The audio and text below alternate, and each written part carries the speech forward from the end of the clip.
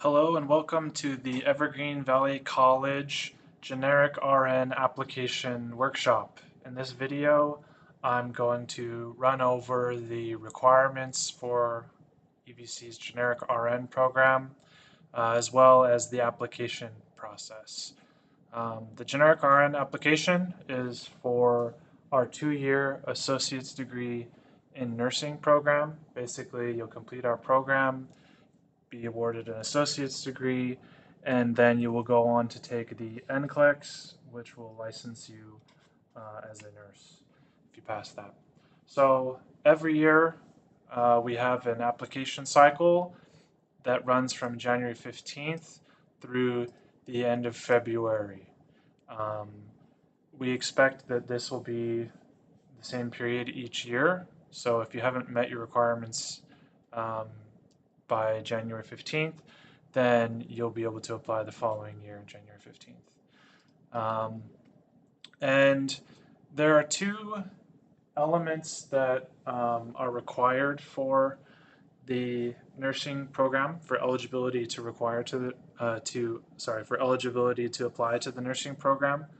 The first is a prerequisite requirement, and there are 4 prerequisite requirements for the nursing program. The first is human anatomy, then we have human physiology, and general microbiology. In addition to that, there is an English 1A, or as we now call it, English C1000 requirement. These are basically the same thing. The only difference is that we've renamed English 1A to English C1000, and most other community colleges in California, I believe, have adopted this convention, so either will satisfy the requirement.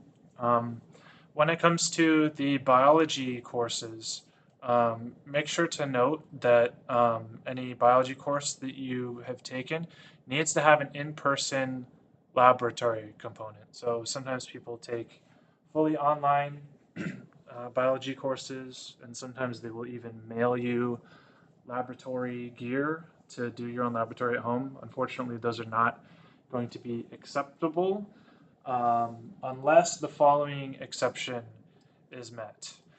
We have a short window of time that runs from spring 2020 to summer 2022. So if you took any of your biology coursework during that time, it will be accepted even if it's online, since that was a time where everything was online. So we want to give those applicants a chance to apply as well. Another thing to note about the prerequisites is that we will not accept international prerequisite coursework. So all of your science prerequisites need to be completed at a regionally accredited school. Okay. With regards to the English 1A requirement, something worth noting is that if you have a bachelor's degree from a regionally accredited college or university, we will accept that as fulfilling the English 1A or English C1000 requirement. So if you don't have English 1A or C1000 on your transcript, but you have a bachelor's degree on your transcript, that's fine. And a lot of people don't realize this, but your transcript will actually show that you have a degree conferred. So you don't need to show us a diploma or anything. Your transcript will show any degrees that were conferred. You'll just want to make sure that you pull the transcript after the degree has actually been conferred. If you pull it too early, like right after you finish the course, it might not show that a degree has been conferred. So I would just double check on your transcripts to make sure that that's there. And as far as the prerequisites go, for repeated prerequisite coursework, that is acceptable. We will basically take the later grade. So if you took a course and you got a C, and then you took it again, maybe at another college, and you got a B, we will take the B.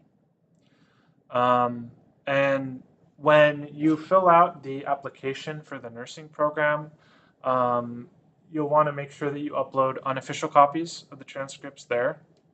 And we will also require you to send the official transcripts directly to the nursing department. So it's worth noting that the application will be found here at the top of this page, like right here, during the application window. So when January 15th rolls around, you're going to find the application link right here. It's going to be in big green letters. You'll click that, and you'll be able to fill out the application.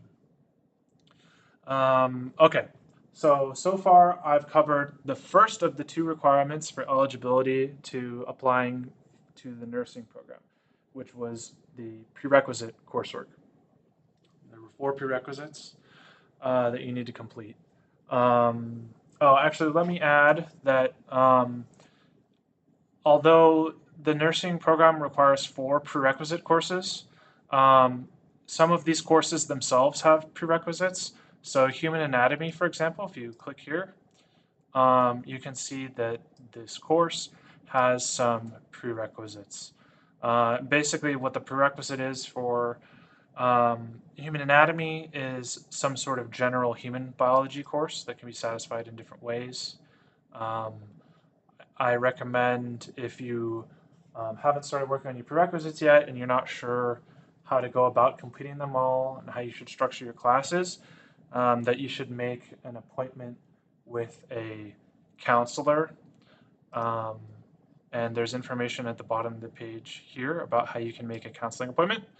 The best way to do so is by calling this number right here. This number is for our front desk at the counseling office, academic counseling office, and they will be able to pencil you in for an appointment with a counselor who can help you develop a course plan for completing your prerequisite coursework for the nursing program.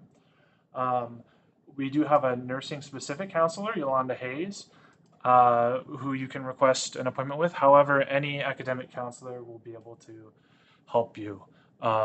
It's probably a little bit faster to get an appointment with a different counselor because they work more hours, but if you don't mind perhaps waiting a little bit longer, you can meet with Yolanda, our nursing counselor. Okay. I'll also note that Bio 74, that's general microbiology, also has a chemistry requirement. So if you haven't taken a general human biology course or a general chemistry course, then you would need to take those as well. So they're not prerequisites for the nursing program, but they are prerequisites to courses that are prerequisites for the nursing program. Hopefully that is not confusing, but I don't know how to better spell that out. And if you have questions about that, please make an appointment with a counselor. They can help you to figure out what courses you need to take in what order and how long it will take. But you can note also that in order to take physiology, you do need to complete anatomy, after which you could technically take physiology and microbiology at the same time because physiology is not a prerequisite for microbiology. However, I would not typically recommend that because physiology and microbiology are both challenging courses. And so really these courses in most cases should be taken each in their own semester. So 1 semester for anatomy, 1 semester for physiology, 1 semester for microbiology. Okay, so that concludes my discussion on the first requirement for eligibility to apply to the nursing program, which is the prerequisites, and leads into the second requirement for eligibility for applying to the nursing program. So we also require the passing score on the test for essential academic skills, known as the TEAS, and we require the version 7 of that exam. If you sign up to take the exam, that's what they will give you. They do issue a new test every once in a while, but this is the latest one, so you don't really have to worry about the version if you're signing up to take it now. But if you took the exam previously, say you took the version 6, that will not be acceptable. So if you took the exam more than a couple years ago, I would check to see what version you have. Make sure you have the version 7. If not, you'll need to retest. And a passing score is a score of 62% or higher. That's the minimum score you will need to be eligible to apply to the nursing program. And take note that we will only accept the first passing score on the T's. So what that means is that if you take the exam and you score a 60, which is not a passing score, then you can retest. And if you score a 70, say, we will take the 70 as your score because that's the first passing score. However, if you scored, say, a 65 and weren't satisfied with your score, but then retested and got an 80, we would not look at the 80. We would look at the first passing score. Okay? And if you are looking for study resources for this exam, you can head to ATI's website at atitesting.com. There's that link that I just clicked there. And they have here different options, different packages that are different prices that you can purchase to prepare yourself for the exam. It's a sort of general academic skills test. It tests you in different areas like reading comprehension, math, science, those sorts of things. And a good time to take the TEAS exam would be either when you're close to finishing microbiology or have finished microbiology, because completing those science courses, the anatomy, physio, micro, that will help you to be successful in the science portion of the TEAS. So we recommend that you wait to take the TEAS until you've built up that science experience. Okay, so those are the two basic requirements for getting into the nursing program. You just need to complete the 4 prerequisites and pass the TEAS. Now, above and beyond the minimum requirements for application eligibility, we do have a multi-criteria scoring rubric, we call it, which is what we use to evaluate the applications to the program in order to determine who we select for entry into the program. So the criteria here are more rich, and I'm going to run through them. So you can get points for having an academic degree. So if you have a bachelor's degree, you can get 5 points. If you have an associate's degree, you can get 2 points. We also give points for recent work or volunteer experience with direct human patient care. This part is important. It needs to be direct human patient care within the past 5 years. And there are different categories here. So if you work as an LVN or paramedic, in this category you can get 15 points. If you work as a CNA or any of these other job categories, you can get 8 points. For one of these positions, you can get 5 points. And then we also give 1 point for volunteer activities. So if you reach out to a hospital and they have volunteering positions open, that would typically be the way to satisfy that. But note that the points in this category are not for having a license. So you're not getting points for having a license as an LVN. It is a work experience category. And what we're looking for specifically is that you have 1,000 hours of work experience. So if you've worked as an LVN, for example, for 1,000 hours, then you are eligible for the points. Or in the case of the volunteer activities, we're only looking for 200 hours. And the way that we will determine that you have done this is that you will have a letter from your Human Resources Department that verifies 2 very important things. We need both of them. It's the number of hours worked and the job title. So you need to have a job title that matches one of the items on this list here. And we need to see how many hours you've actually worked. So if you have the 1,000 hours and the job title, then you're all good. We will give you the points provided that you submit the documentation that shows the hours worked and the job title. Now, occasionally there are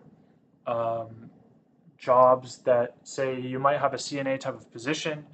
Um, the job requires that you are licensed as a CNA and you have CNA duties, but there are your job title isn't CNA. It's something else, more vague. We see that occasionally. So if you're in a position where you think this applies to you, that basically you're working as a CNA, but your job title doesn't exactly reflect that, you can also have your employer provide a description of your duties. And if the duties match that of a CNA, then you can get those points. We'll just need to see that. If you don't give us that information, we won't be able to award you those points. And I'm using just CNA as an example. This could apply to any of the positions. Okay, moving on. So the most heavily weighted part of the multi-criteria scoring rubric is the GPA. And specifically, this GPA is a cumulative GPA for just your anatomy, physiology, and microbiology coursework. And so if you get an A in all three of those courses, you're going to earn 30 points, which is huge. But if you barely scrape by with the minimum 2.5, that's the minimum required for eligibility to apply, then you'll only earn 5 points. So if you are just beginning your prerequisite coursework now, I would highly suggest that you focus very much on keeping your grades on your prerequisite coursework as high as possible, because as I mentioned, this is the most heavily weighted item on the multi-criteria scoring rubric. Okay, and we also get points for completion of certain courses offered at EVC. They can also be taken at other schools. I'll speak to that more in a little bit. So we offer pharmacology and pathophysiology for allied health courses. These are both worth 5 points each if you take them. We also offer 3 points for taking a general psychology, developmental psychology, oral communications, or statistics coursework. If you haven't taken statistics, but you have an associate's or bachelor's degree, you can earn points for that as well. That's what it says right here. So you don't necessarily need statistics on your transcript in order to get those points. You can also get those points if you have a degree. Moving along here, we get points for life experience. We suggest some criteria here that would make you eligible to earn life experience. This is just self-reported. There's no sort of evidence that you need to provide. You just provide a short narrative, a few sentences, and that's it. Unlike the other categories where, for example, where you get points for taking certain courses or you get points for having a certain grade, we're going to look at your actual transcripts that you submit and take those as proof, right? Or in the case of the volunteer experience, we're going to look at your letter, and that will be the proof, right? And same thing with the academic degrees. We're going to look at your transcript to determine whether or not you are eligible for those points. Because your transcript, as I mentioned earlier, will show whether or not your degree has been conferred. So please don't try to submit a diploma. That we will not accept that. Just submit your transcripts. Okay. We also offer points for proficiency in a language other than English. There are a couple ways that this can be demonstrated. By far the most common way is getting a letter from a professor with whom you have studied, a clergy member, your church or something, or a supervisor in the workplace. If you are a native speaker of that language, which means that you must speak, read, and write in that language. And this person that's writing the letter for you needs to be able to vouch for your competency in the language. your native fluency in the language. So they must have familiarity with you speaking, reading, and writing the language, and they will need to vouch for your capacities in that letter. Um, so that's, yeah, so make sure that you upload that letter. Another way that you can earn those points is if by taking 4 semesters of the same foreign language at the college level with a grade of C or better within the last 5 years. Okay, so there's a recency requirement there. Um, Note that we don't have a recency requirement for the prerequisite coursework in general, so like anatomy, physio, micro, English. For those courses, it doesn't matter when you took them. What matters is that they're recognized as equivalent, which I'm going to talk more about in a little bit. We also give points for veteran status. So if you have DD 214 honorable discharge forms and you upload them, we will award you 3 points. And then finally, we have the second most highly weighted item, which is your T's score. So if you do really well on the T's, you score an 85 or higher, you get 25 points. If you barely scrape by with the 62, you get only 5 points. So this item is really heavy. Grades, your cumulative biology GPA was worth 30 points. This item, the T's, is worth 25 points. These are big ticket items. And the total of the entire multi-criteria scoring rubric is 105. So as I mentioned, we use our multi-criteria scoring rubric ultimately to select candidates for the program. And the way that this works is we look over people's applications, we sort them by the score, and then we admit the top scoring students based on how many we're able to accommodate. So each application cycle, we are able to accommodate something to the tune of 40 students. It can vary semester by semester. And that's 40 per semester. So like 40 for a fall semester, 40 for a spring semester, 80 total. So we will take the top 80 scoring applicants and they will be invited to attend the generic RN program here at EVC. We also keep a number of additional students, 25 or 30 or so. This number is not fixed, that we will admit for the year following. So when you apply for the upcoming fall or spring. But there's a pool of applicants that we will assure admission for. We call them alternates. And we will push their placement out to the following fall. But when of those initial 80 or so students that we called in for fall and spring, if they don't accept their positions, then that creates room for us to move those alternates up. So at latest, you would be pushed out a year for your placement, but in practice, many of the alternates will be placed earlier as space becomes available. Okay, and I will point out that when the application goes live and you fill it out, basically what the application is going to look like is just like this multi-criteria scoring rubric. It's going to ask you, do you have an academic degree? You're going to say, yes, I have a bachelor's degree, or yes, I have an associate's degree, or no, I don't. And then it will ask you to upload a transcript showing conferral of the degree, right? And the same thing is going to go for all these questions. All of the items on the multi-criteria scoring rubric have a corresponding question on the application, and you'll go through them and select what applies.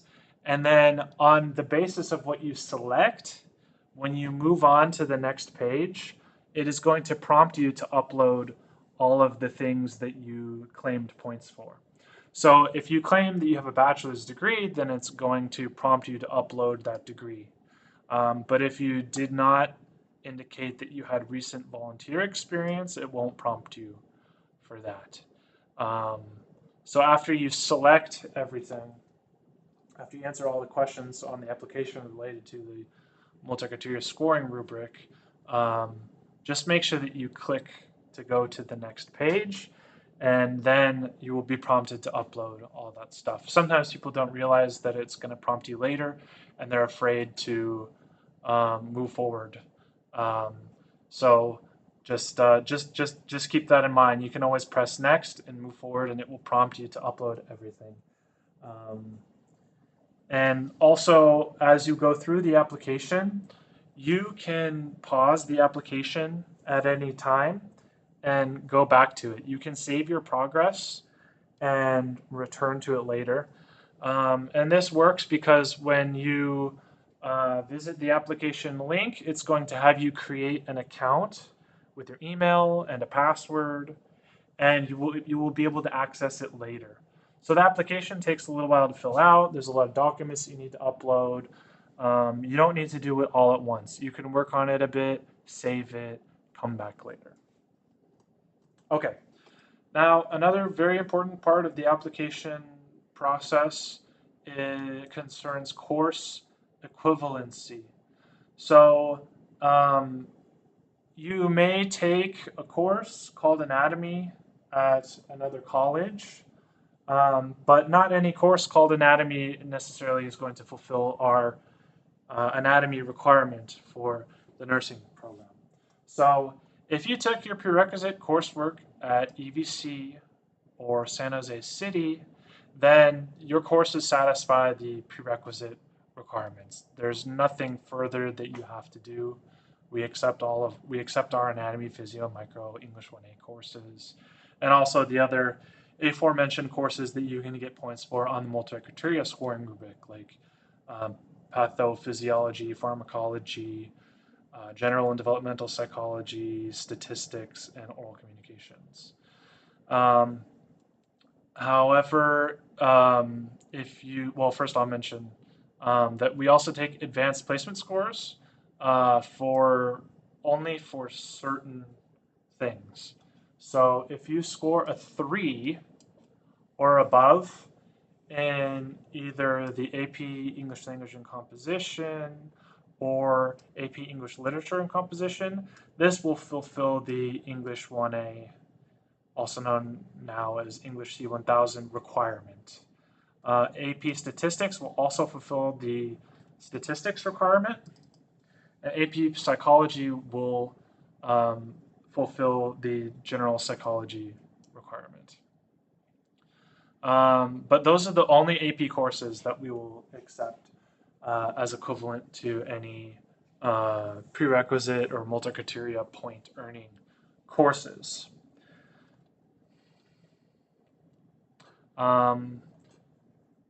So we've covered two things so far, right? If you took your courses at EVC, you're okay.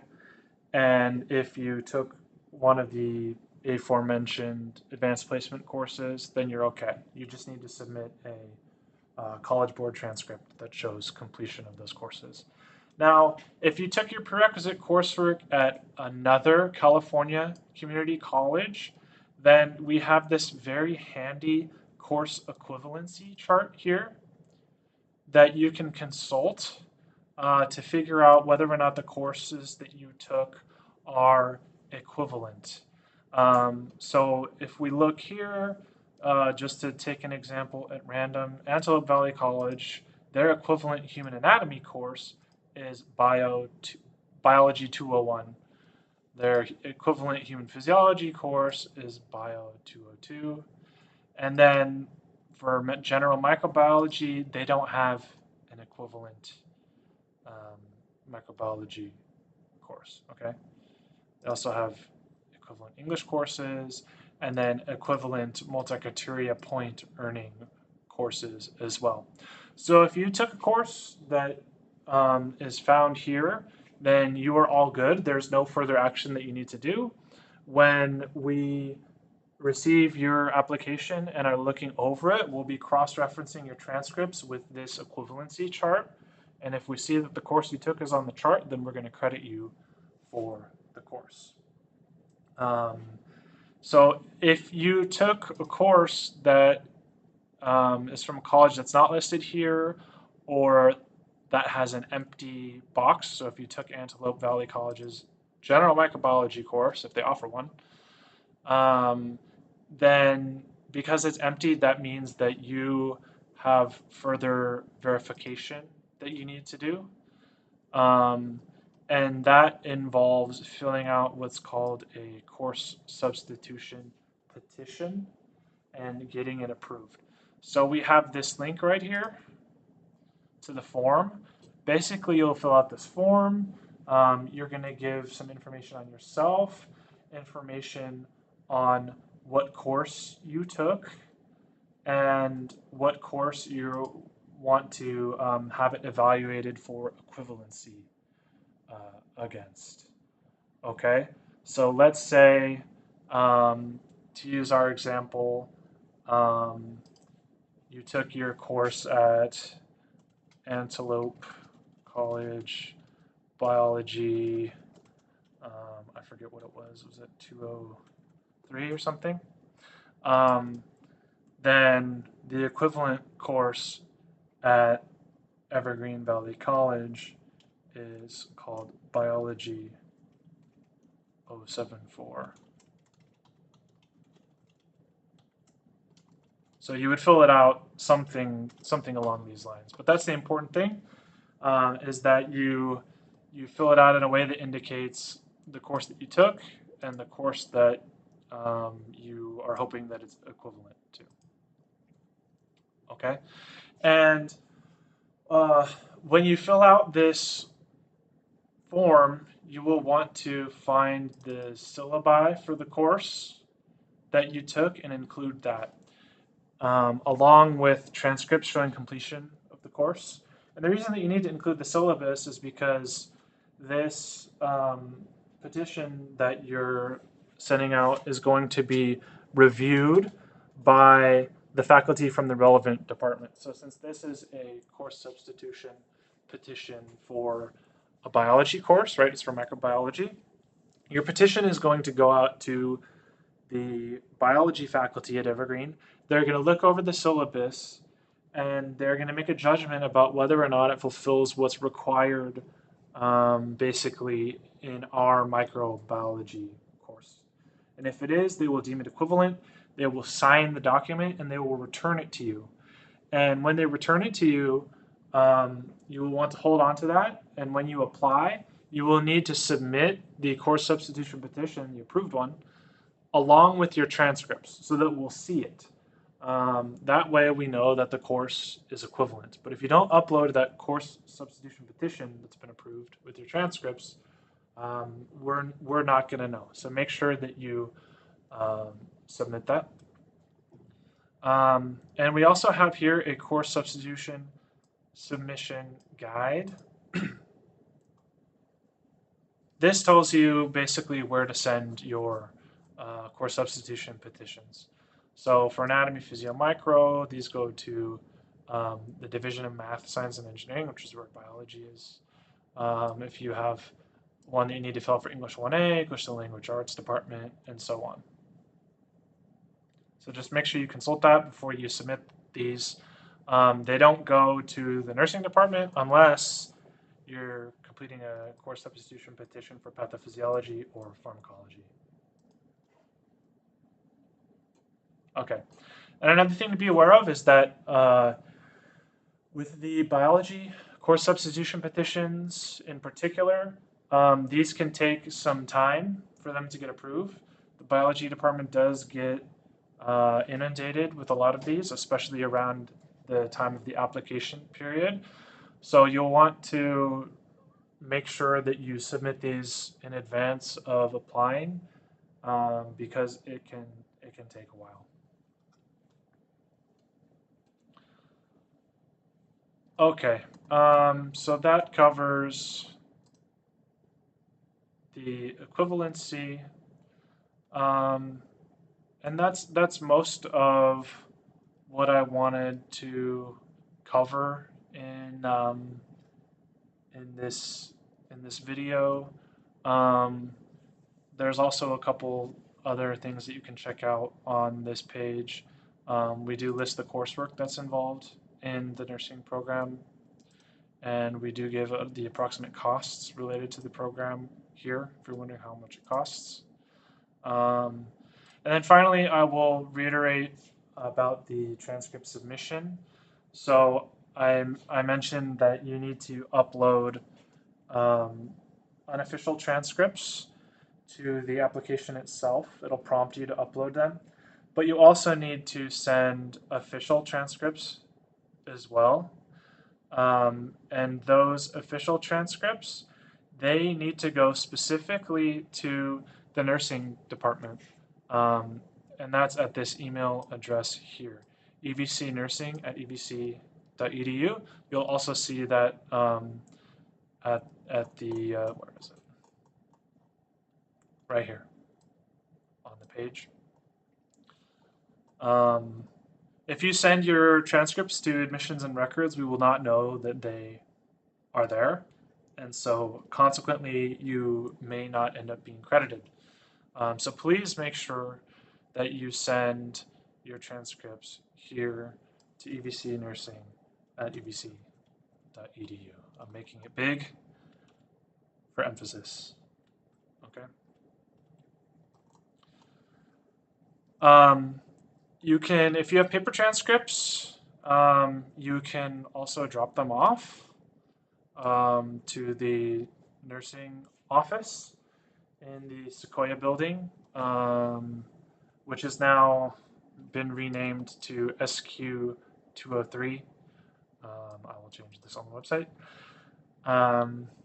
You can also, well, but just make sure that if you are going to drop them off, that your paper transcripts need to be unopened. If they're opened, they're not considered official anymore. Alternatively, you can mail paper transcripts to the department. There's an address here. Again, make sure that you address it to the nursing department. Otherwise, we may not receive them. Okay. Oh, and one other thing to mention is for the ATI transcripts, we will require that you upload unofficial ATI transcripts on the application, just like how you upload the unofficial academic transcripts. You can pull that from ATI's website after you take the exam. And then if you get accepted to the nursing program, we will email you to ask you to send an official ATI transcript. You don't need to send that before you apply. You just need to upload the unofficial transcript to the application itself. We'll verify with the official transcript later. This will save you a few bucks because they charge you to send it out. So to conclude on that, just remember that you need to upload unofficial academic transcripts to the application, upload an unofficial ATIT's transcript to the application, and also send in official academic transcripts to the nursing department, to A&R. We'll ask you to send an official ATI transcript when you've been accepted. Okay, well, I hope that this little video was helpful in understanding the requirements for the generic RN program and the application process that's involved with that. Remember that the application is going to be right here at the top of this page come January 15th. Now, if you have any questions about what you just watched in this video, feel free to contact the nursing department either via this email address here, evcnursing@evc.edu, or by calling this number here, 408-270-6448. All right, well, thanks for watching, and good luck to you.